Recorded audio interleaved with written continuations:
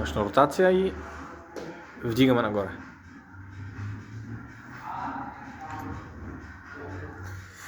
Така, тук се получава добре, защото предмишницата застава вертикално и тялото не се движи много, нямаш компенсация. Сега ще видите след малко на другата ръка.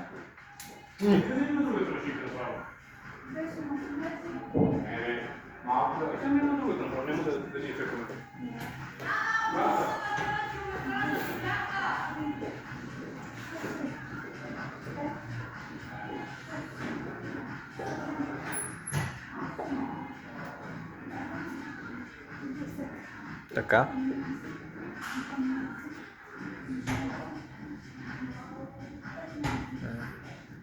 Пускаш. Вътрешна ротация. Така. Външна и спазвай ъгъла сега. Гледай да не я дигаш нагоре. Само въртиш. Така. Точно, много по-изчистено беше. Пак нали не застава напълно вертикално предмишницата, обаче беше ротацията по-изчистена. Иначе я дигаш нагоре. Искам да я въртиш само. По-добре, така, да.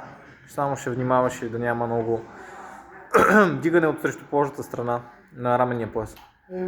Знам, че се стараеш.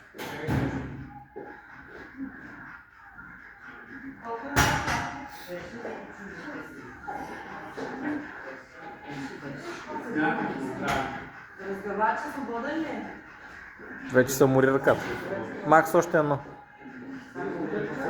Пускаш навътре. Вънка. Стига толкова вече. Само дай нагоре. Пускаш. Благодаря.